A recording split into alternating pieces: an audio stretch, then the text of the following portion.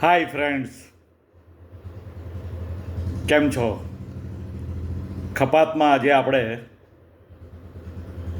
સ્વદેશી ઉત્પાદન જે ખરું આપણા દેશમાં બનતી વસ્તુના ઉપયોગ વિશે જે આપણો વિચાર જે છે અત્યારે થોડું વધારે ચાલે છે. સ્વદેશી વસ્તુઓના બધા મેળાઓ પણ બધે થતા હોય છે અને ચોક્કસપણે આપણે સ્વદેશી વસ્તુને પહેલી પ્રાયોરિટી આપવી જોઈએ. કોઈ પણ વસ્તુ ખરીદતા પહેલાં આપણા દેશમાં બનતી વસ્તુ આપણે પહેલાં ખરીદીએ તો તે ચોક્કસપણે એક આનંદની જ વાત છે.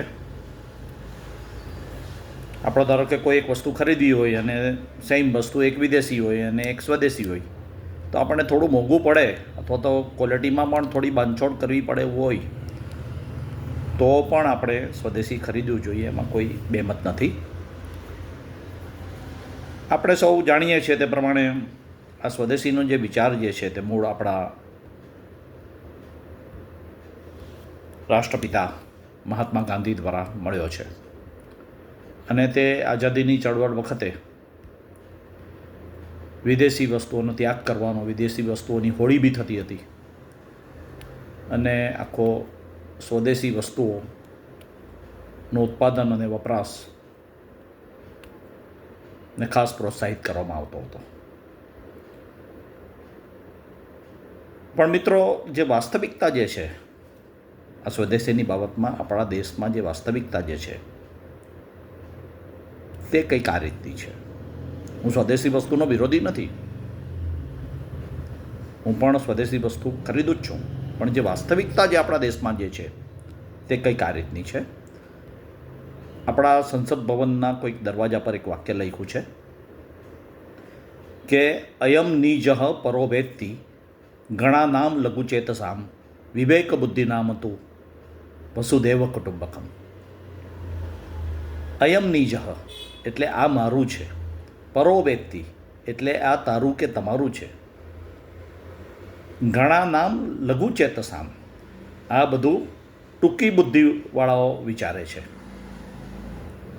વિવેક બુદ્ધિ નામ હતું પણ જેનામાં વિવેક છે તે વસુદેવ કુટુંબકમ સમગ્ર વિશ્વને જ પોતાનું કુટુંબ ગણે છે. આવું આપણા સંસદ ભવનના કોઈ દરવાજા પર લખ્યું છે. બીજું, આપણે જાણીએ છીએ કે રાણા પ્રતાપનો ચેતક ઘોડો અને શિવાજીની ભવાની તલવાર પણ વિદેશી હતા. એમને પણ આપણા દેશની અંદર ઘોડા અને તલવાર તો મળતા જ હશે, પણ એમણે કોઈક કારણસર એ ઘોડા અને તલવાર વિદેશથી મંગાવેલા હતા. કાગળ, બટાકા અને સાયકલ ચીનના છે. બીજી ઘણી બધી વસ્તુઓનો આપણે ઇતિહાસ જોઈએ તો એના મૂળિયા સ્વદેશી નથી. ઘણી એવી કંપનીઓ આપણા દેશમાં છે, ધારો કે ફિલિપ્સ અને બાટા, જે ઇન્ડિયન કંપની નથી, 200 વર્ષથી આપણા દેશમાં એમનું ઉત્પાદન થાય છે, આપણે એનો વપરાશ કરીએ છીએ અને એમની ક્વોલિટી પણ સારી છે. આપણને ખબર પણ નથી કે ફિલિપ્સ અને બાટા એ સ્વદેશી કંપની નથી, વિદેશી છે. જે અંગ્રેજોએ 200 વર્ષ આપણને દંડા માર્યા, આપણા પર અસહ્ય જુલમ કર્યો, એની કંપનીઓને આજે આપણે લાલ જાજમ બિછાવીને દેશમાં ધંધો કરવા માટે આવકાર્યા છે. એમાં બેન્કિંગ સેક્ટર છે, વીમાનું સેક્ટર છે, બીજી બધા ઘણી બધી પ્રોડક્ટ, આપણે મોબાઈલ કે ઇલેક્ટ્રોનિક્સની ઘણી આઇટમો, કપડાઓ, લોટ્સ ઓફ વસ્તુઓ આપણે વિદેશથી ઇમ્પોર્ટ કરીએ છીએ અથવા તો વિદેશની કંપનીઓ અહીંયા આવીને તેનું ઉત્પાદન કરે છે. તો આ તબક્કે જ્યારે દેશનું આ વાતાવરણ છે અને દેશનો ઇતિહાસ પણ મેં પેલો સંસ્કૃત શ્લોક જોઈને કીધું, તો સ્વદેશીનો વિચાર એક ચર્ચામાં ગયેલો વિષય છે. મેં ફરીથી કીધું કે હું પણ સ્વદેશીનો આગ્રહી છું, પણ એવું મારું સ્પષ્ટપણે માનવું છે કે આજે ગ્લોબલાઇઝેશનના જમાનામાં સમગ્ર વિશ્વ જ આપણું કુટુંબ છે, એકબીજા સાથે બધા કનેક્ટેડ છે વેપાર રોજગાર હેઠળ. એટલે એમાં ફક્ત સ્વદેશીનો વિચાર કરવો બહુ યોગ્ય નથી.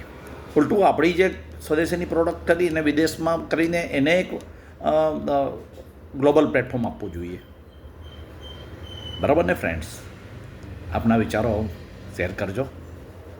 મારી યુટ્યુબ ચેનલ સબસ્ક્રાઈબ કરજો, ડૉક્ટર ધીરેન દેસાઈ કપાત. મારો મોબાઈલ નંબર છે 9879097964. આવજો.